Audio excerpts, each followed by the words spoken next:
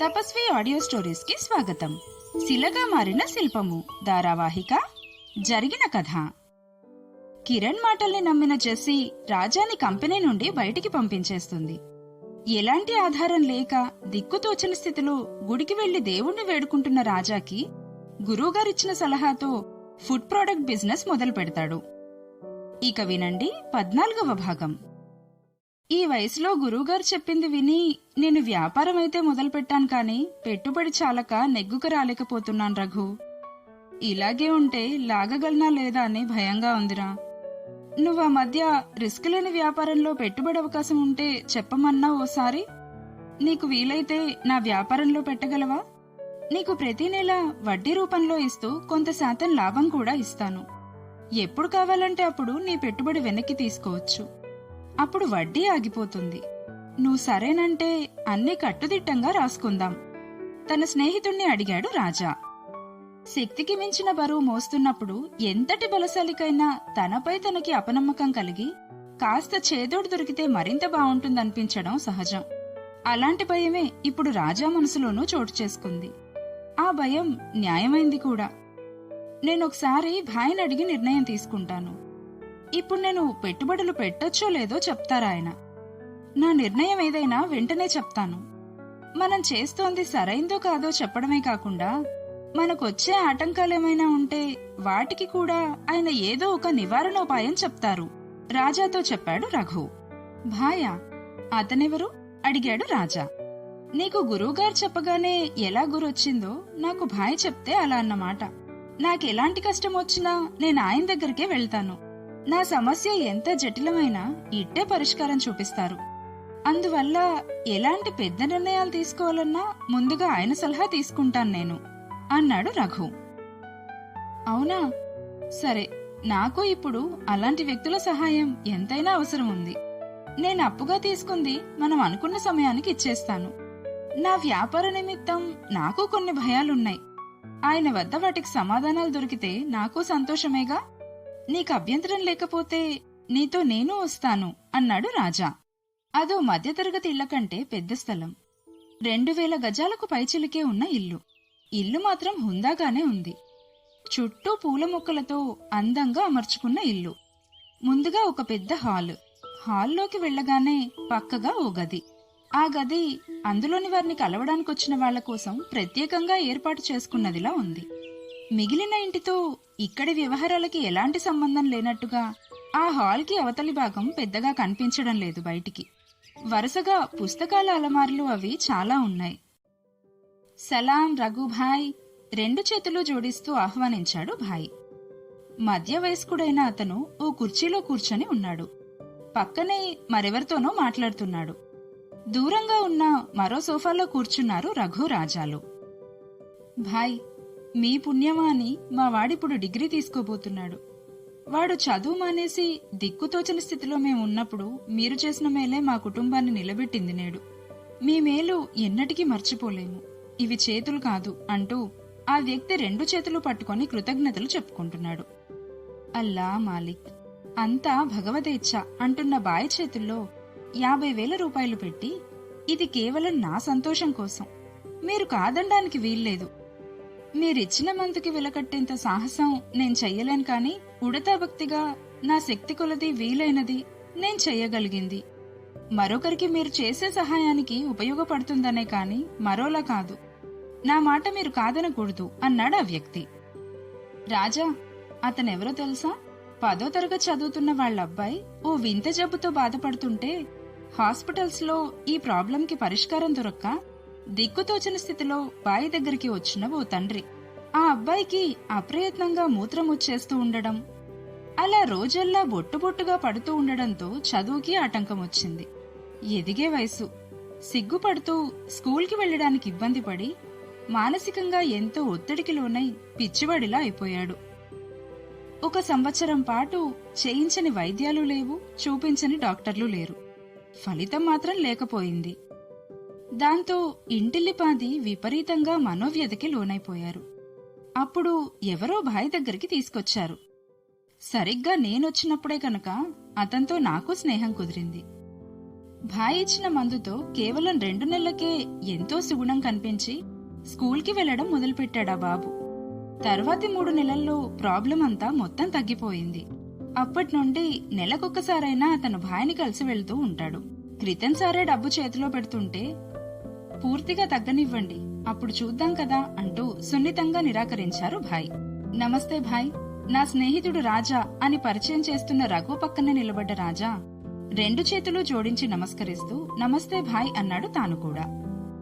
అల్లా మాలిక్, ఏదో ఆందోళన నీ మనసును బాధిస్తోంది. వ్యాపారం బాగానే సాగుతుంది. రఘుతో చేతులు కలిపితే ఉభయులకు మంచే జరుగుతుంది.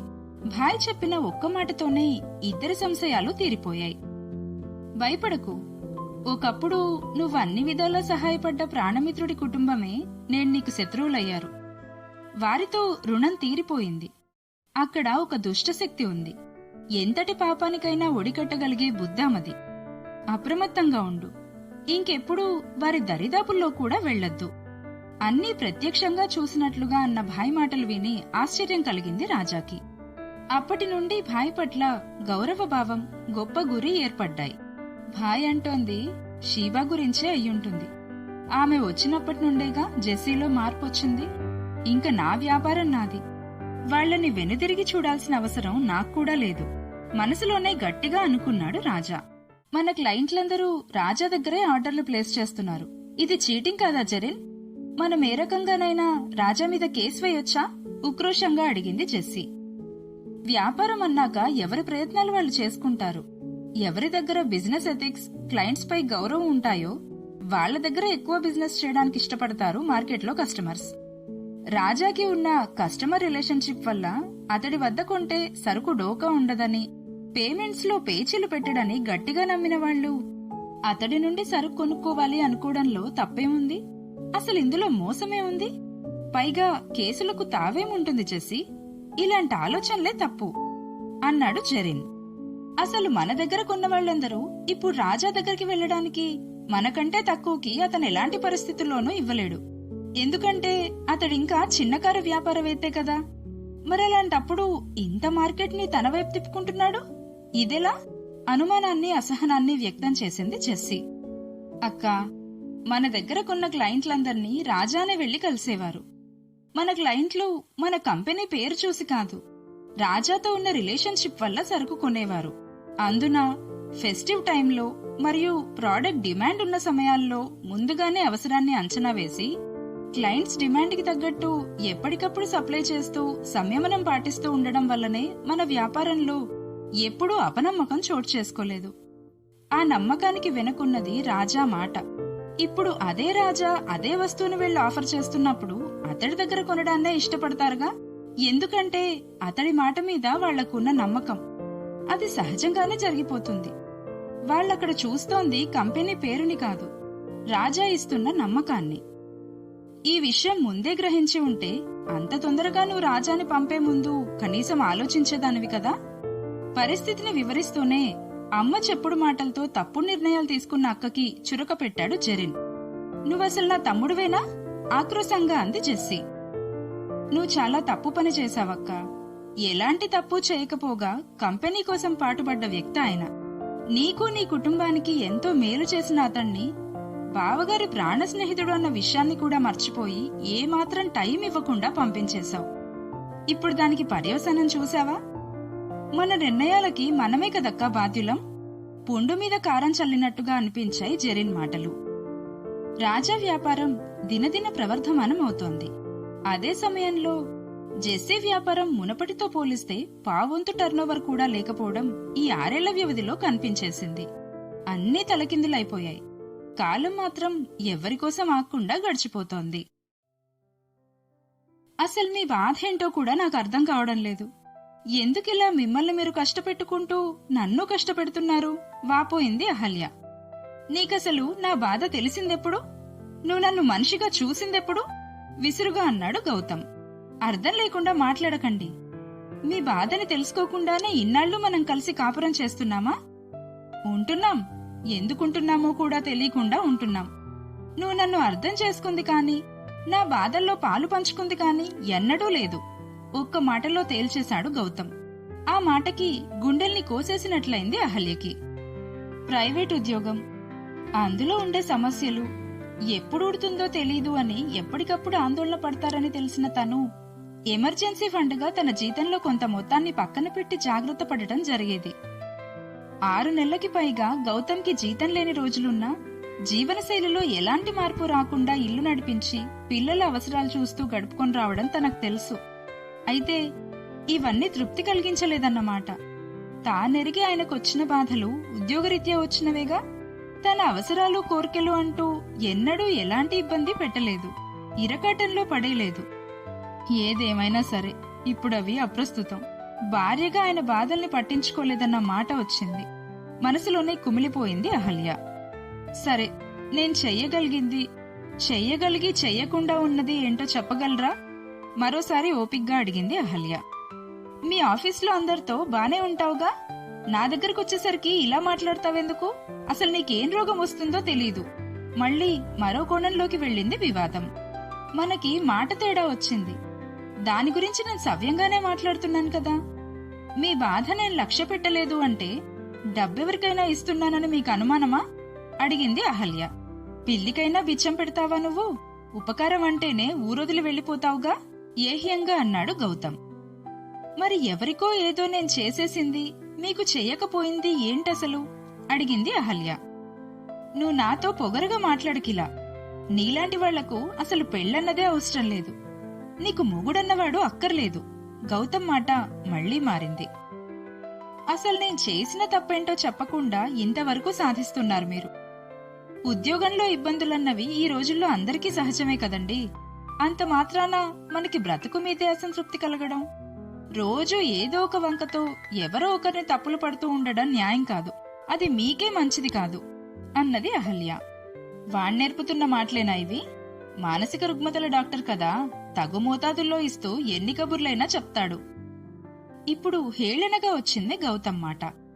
అవేం మాటలండి? సాత్విక్ గారితో నాకంటే మీరే ఎక్కువ సన్నిహితంగా మాట్లాడతారు. అసలు ఈ ఊరొచ్చాక మాకు పరిచయమైన గొప్ప వ్యక్తి మీరే అని మీకు మీరుగా ఎన్నోసార్లు సాత్విక్ గారితో అన్నారుగా. సరే, అయినా అడిగారు కాబట్టి మీరడిగిన దానికి కూడా సమాధానం చెప్తాను.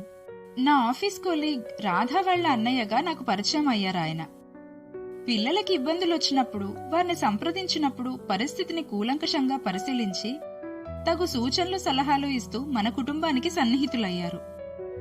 ఆయన అంటే నాకెనలేని గౌరవం, వారి స్నేహంపై అపారమైన నమ్మకం. అయినా ఆయన మీకు స్నేహితుడేగా? ఆత్మాభిమానంతో నిబ్బరంగా బదులిచ్చింది అహల్య. అవునవును, నువ్వు పరిచయం చేసినా చేస్తున్నా ప్రతి విధవ నాకు స్నేహితుడే. ఆ రాజాగాడు కూడా అంతే. వాణ్ణి చూస్తుంటేనే వాడి బుర్రలోని కుతంత్రాలన్నీ కనిపిస్తాయి. ఈసారి డాక్టర్ నుండి రాజా వైపు మళ్ళింది గౌతమ్ మాట. అయితే ఇప్పుడు డాక్టర్ గారి ప్రస్తావంతో నా మీద రుసరుసలాడ్డంలో అర్థమేంటసలు? మీరేం చెప్పదలుచుకున్నారో సూటిగా చెప్పండి. వారితో మనం స్నేహంగా ఉండాలో అక్కర్లేదో మీరు నిర్ణయించచ్చు.